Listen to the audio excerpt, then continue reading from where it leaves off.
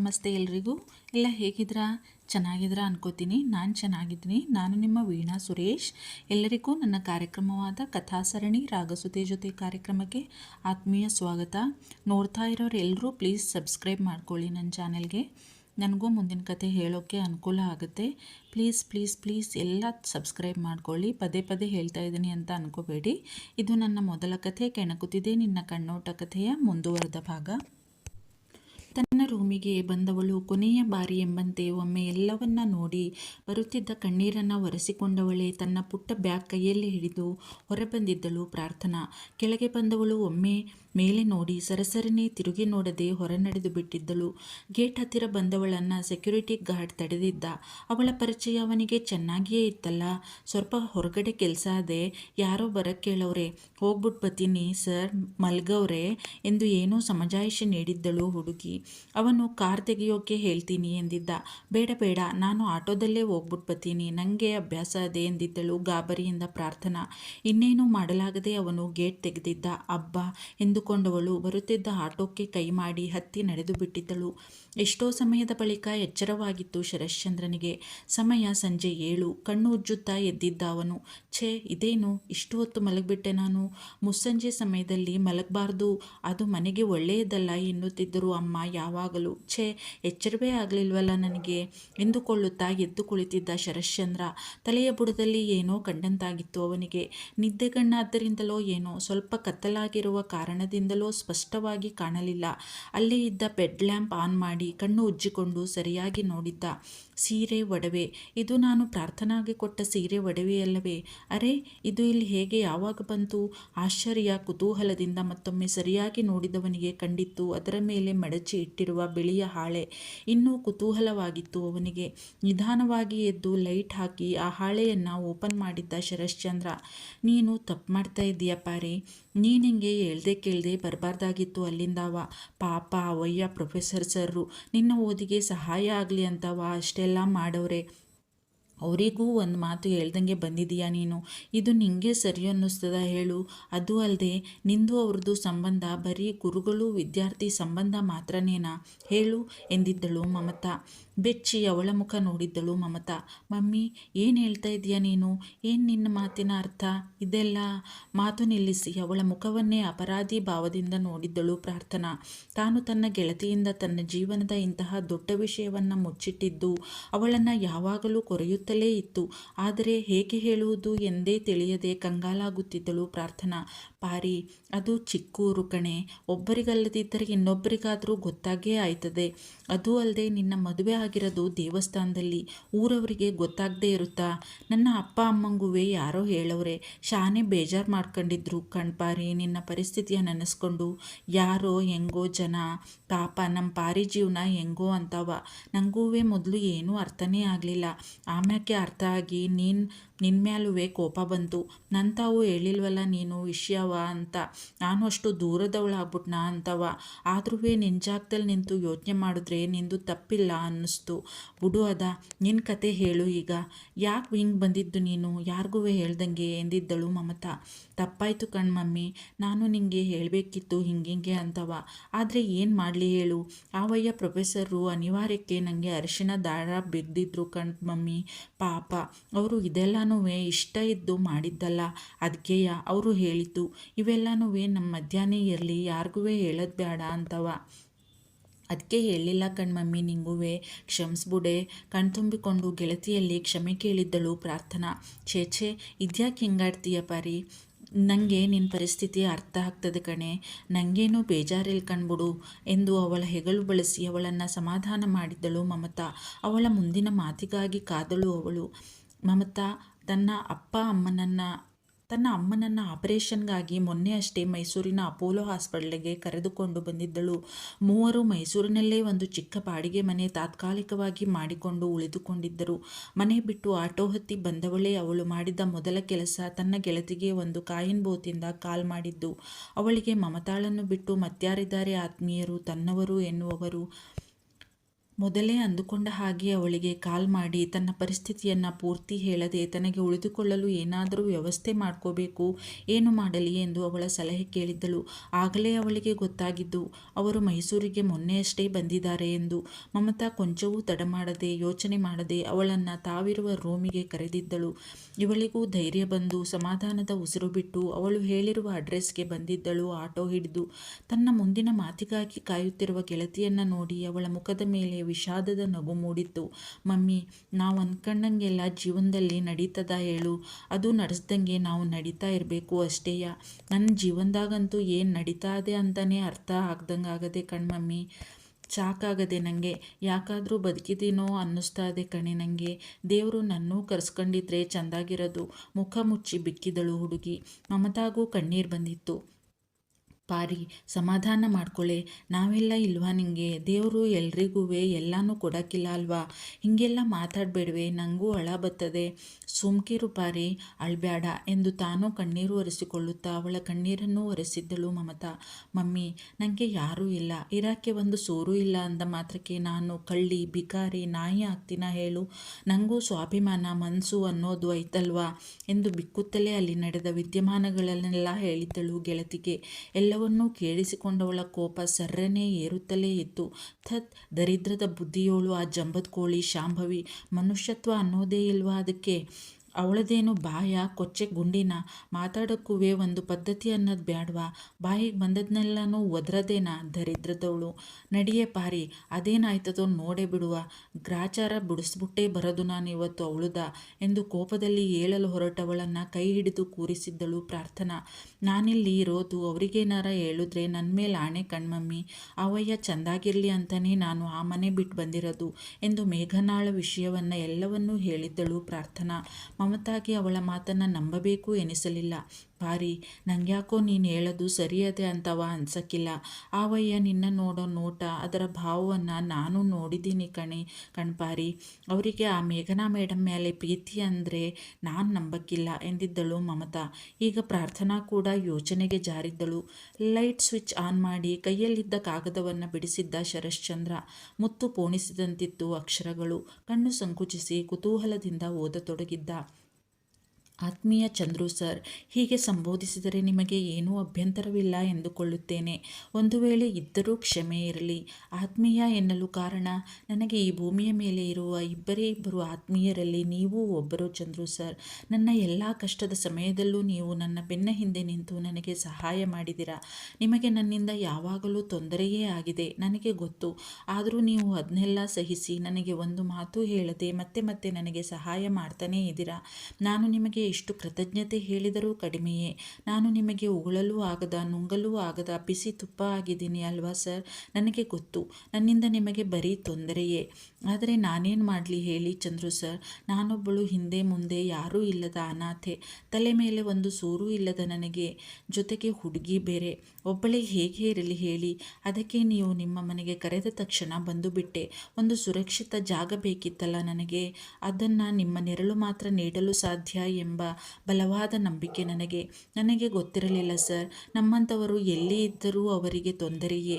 ನಾವು ಬಡವರೇ ಇರಬಹುದು ಸರ್, ಆದರೆ ನಾವು ಕಳ್ಳರಲ್ಲ. ಬೇರೆಯವರ ಆಸ್ತಿ ಹಣ ಹೊಡೆಯುವ ಹೀನ ಬುದ್ಧಿ ಇಲ್ಲ ನಮಗೆ. 3 ಹೊತ್ತಿನ ಗಂಜಿಗಾಗಿ ಮೈಮರೆದು ದುಡಿಯುವ ಜನ ನಾವು ಚಂದ್ರು ಸರ್. ಉಪವಾಸ ಸತ್ತರೂ ಒಬ್ಬರ ತಲೆ ಹೊಡೆದು ಬದುಕುವ ಬುದ್ಧಿ ಇಲ್ಲ ನಮಗೆ. ಚಂದ್ರು ಸರ್, ನಿಮ್ಮ ಎಲ್ಲ ಸಹಾಯಕ್ಕೂ ನನ್ನ ಮನಸಾರ ಧನ್ಯವಾದ ಹೇಳ್ತೀನಿ ಸರ್.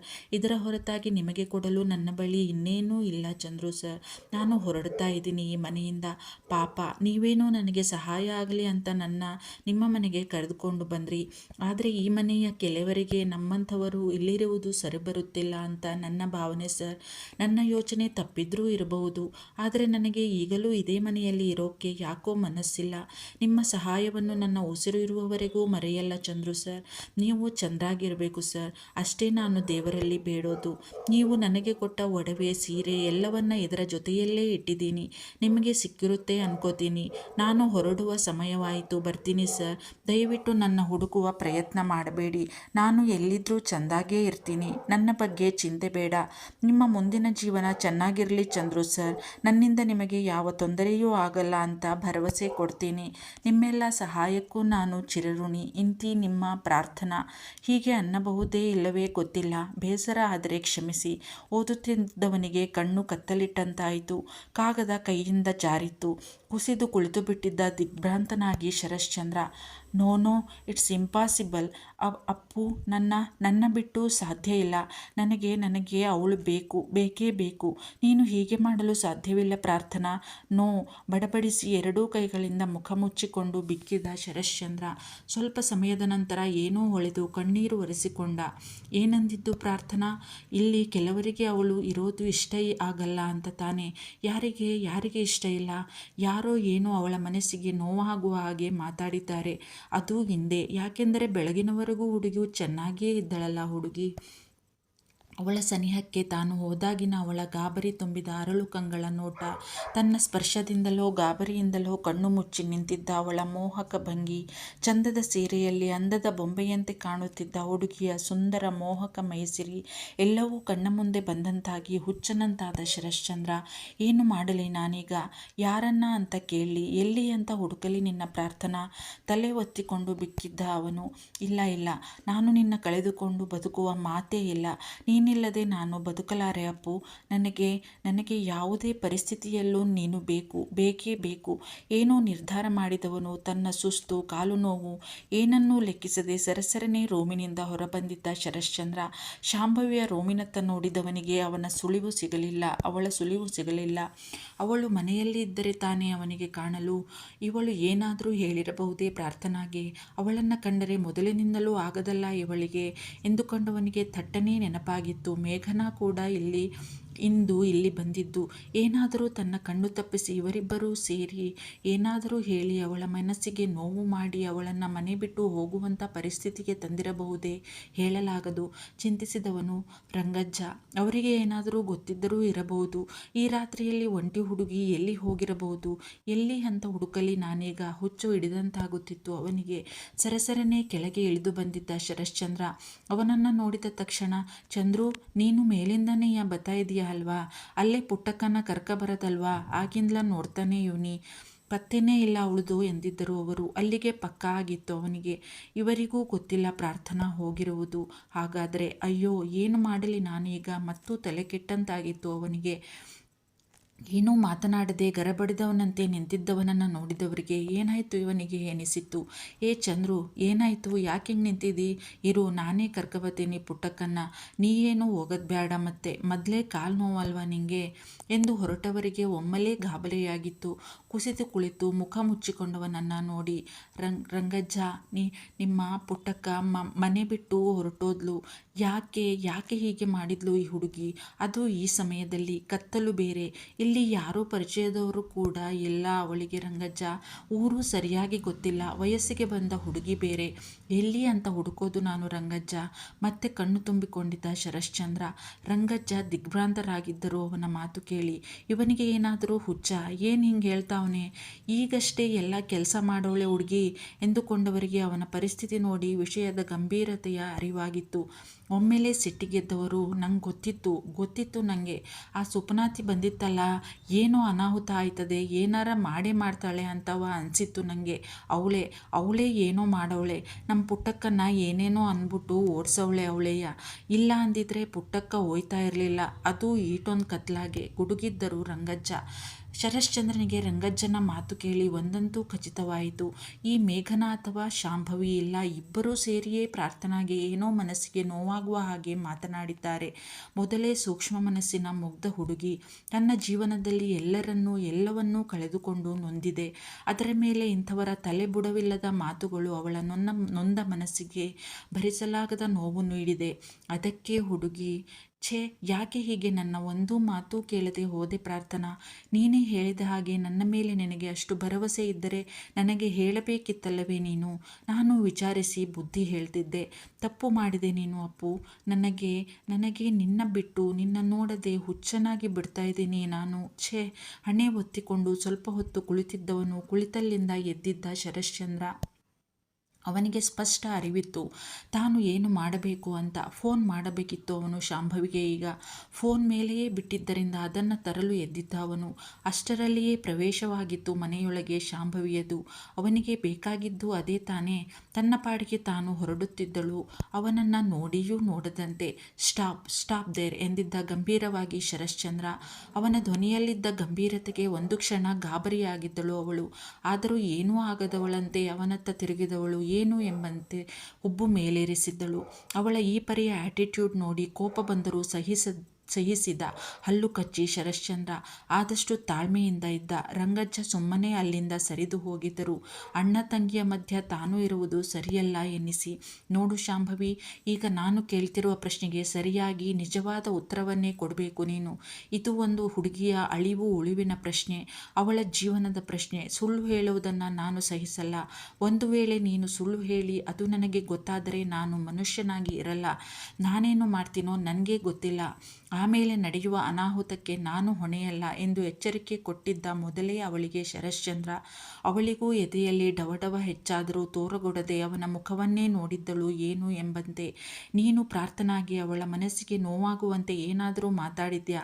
ಇಲ್ಲ ನಿನ್ನ ಜೊತೆ ಇದ್ದರಲ್ಲ ಮಿಸ್ ಮೇಘನಾ, ಅವರು ಏನಾದರೂ ಹೇಳಿದರಾ? ನನಗೆ ತಿಳಿದಿರುವಂತೆ ನೀವಿಬ್ಬರೇ ಮನೆಯ ಒಳಗೆ ಓಡಾಡುತ್ತಿದ್ದವರು. ಬಂದವರೆಲ್ಲ ಊಟ ಮುಗಿಸಿಕೊಂಡು ಅವರ ಪಾಡಿಗೆ ಅವರು ಹೋಗಿದ್ದಾರೆ. ನಿಜ ಹೇಳು, ಏನು ಹೇಳಿದಿರಿ ನೀವಿಬ್ಬರು ಸೇರಿ ಆ ಹುಡುಗಿಗೆ? ಅವಳನ್ನೇ ತೀಕ್ಷ್ಣವಾಗಿ ನೋಡುತ್ತಾ ಕೇಳಿದ್ದ ಗಂಭೀರವಾಗಿ ಶಾಂಭವಿಯನ್ನ ಶರಶ್ಚಂದ್ರ. ಒಂದು ಕ್ಷಣ ಭಯವಾದರೂ ಸೊಪ್ಪು ಹಾಕಲಿಲ್ಲ ಅವಳು. ಬಂಡತನದಿಂದಲೇ ಸತ್ಯವನ್ನು ಮರೆಮಾಚಿದ್ದಳು ಶಾಂಭವಿ. ಏ ಅಣ್ಣ, ನಾನ್ಯಾಕೆ ಆ ಬಿಕಾರಿಯ ಸುದ್ದಿಗೆ ಹೋಗಲಿ? ನನಗೇನು ಬೇರೆ ಕೆಲಸ ಇಲ್ವಾ? ಅವಳ ಥರ ಬೇರೆಯವರ ಮನೆಯಲ್ಲಿ ಬಿಟ್ಟಿ ಕೂಳು, ಬಿಟ್ಟಿ ಬಟ್ಟೆ ಒಡವೆ ಹಾಕ್ಕೊಂಡು ಮೆರಿತಾ ಇರೋದೇ ನನ್ನ ಕೆಲಸನ? ಅನಿಷ್ಟಕ್ಕೆಲ್ಲ ಶನೇಶ್ವರನೇ ಕಾರಣ ಅಂದಂಗೆ ಈ ಮನೆಯಲ್ಲಿ ಏನು ಕೆಟ್ಟದಾದರೂ ಎಲ್ಲದಕ್ಕೂ ನಾನೇ ಕಾರಣ ಅಂತೀಯ ನೀನು? ಅಷ್ಟಕ್ಕೂ ಏನಾಯಿತು ಈಗ ಅಂತ ಹಿಂಗೆ ಹಾರಾಡ್ತಾ ಇದೀಯಾ ನೀನು? ಅವಳೇ ನನ್ನ ವಿರುದ್ಧ ಏನಾದರೂ ನಿನ್ನ ಕಿವಿ ತುಂಬಿರ್ತಾಳೆ. ಕರಿ ಅವಳನ್ನ, ಇವತ್ತು ತೀರ್ಮಾನ ಆಗೇ ಬಿಡಲಿ, ನಾನು ಸರಿನಾ ಇಲ್ಲ ಅವಳ ಅಂತ ಎಂದಿದ್ದಳು ತಾನೂ ಸೋಲದೆ. ಏನಾದರೂ ಆಗಲೇ ಎಂದುಕೊಂಡು Shambhavi. Mind your tongue Shambhavi, ನಾಲಿಗೆ ಮೇಲೆ ಸ್ವಲ್ಪ ಹಿಡಿತ ಇರಲಿ. ಬಾಯಿಗೆ ಬಂದಿದ್ದನ್ನೆಲ್ಲ ಮಾತಾಡೋದಲ್ಲ. ಅವಳನ್ನು ಮನೆಗೆ ಕರೆದುಕೊಂಡು ಬಂದಿದ್ದು ನಾನು, ಭಿಕಾರಿ ಅಲ್ಲ ಅವಳು, ನೆನಪಿರಲಿ. ನನ್ನ ಸ್ಥಾನ ಈ ಮನೆಯಲ್ಲಿ ಏನು ಅನ್ನೋದು ಇಬ್ಬರಿಗೂ ಗೊತ್ತು. ಮಾತು ಹಿಡಿತದಲ್ಲಿದ್ರೆ ಒಳ್ಳೆಯದು. ಅವಳ್ಯಾಕೆ ನನ್ನ ಕಿವಿಗೆ ಇಲ್ಲಸಲ್ಲದನ್ನೆಲ್ಲ ತುಂಬ್ತಾಳೆ? ನನ್ನ ಕಿವಿ ಹಿತ್ತಾಳೆ ಕಿವಿಯಲ್ಲ, ನನಗೆ ಸ್ವಂತ ಬುದ್ಧಿ ಇದೆ. ಇನ್ನೊಬ್ಬರು ಹೇಳಿದ್ದನ್ನೆಲ್ಲ ನಂಬಲು ನಾನೇನು ಚಿಕ್ಕ ಮಗುವಲ್ಲ. ಅಷ್ಟಕ್ಕೂ ಎಲ್ಲಿ ಇದ್ದಾಳೆ ಅವಳು ಈ ಮನೆಯಲ್ಲಿ? ಮನೆ ಬಿಟ್ಟು ಹೋಗಿದ್ದಾಳೆ ಅವಳು, ನನಗೆ ಗೊತ್ತು. ಯಾರೋ ಏನೋ ಅಂದು ಆಡಿದ್ದಾರೆ ಅವಳಿಗೆ. ಮೊದಲೇ ಸ್ವಾಭಿಮಾನಿ, ಸೂಕ್ಷ್ಮ ಮನಸ್ಸಿನ ಹುಡುಗಿ. ಇವನ್ನೆಲ್ಲ ಸಹಿಸಲಾರದೆ ಮನೆ ಬಿಟ್ಟೇ ಹೋಗಿದ್ದಾಳೆ. ನನಗೆ ಯಾರು ಈ ಕೆಲಸ ಮಾಡಿದವರು ಅಂತ ಗೊತ್ತಾದ ತಕ್ಷಣ ಅವರ ಪರಿಸ್ಥಿತಿಗೆ ಅವರೇ ಪಶ್ಚಾತ್ತಾಪ ಪಡಬೇಕು. ಹಂಗೆ ಮಾಡ್ತೀನಿ ಎಂದಿದ್ದ ಕೆರಳಿ ಶರಶ್ಚಂದ್ರ. ಕೋಪದಿಂದ ಅವನ ಕಂಗಳೆಲ್ಲ ಕೆಂಪಡರಿ ಹೋಗಿದ್ದವು. ನಡುಗಿದಳು ಶಾಂಭವಿ ಒಂದು ಕ್ಷಣ ಅವನ ಕೋಪದ ತೀವ್ರತೆಗೆ. ಪ್ಲೀಸ್ ಪ್ಲೀಸ್ ಪ್ಲೀಸ್ ನೋಡ್ತಾ ಇರೋರೆಲ್ಲರೂ ತಪ್ಪದೆ ಸಬ್ಸ್ಕ್ರೈಬ್ ಮಾಡ್ಕೊಳ್ಳಿ.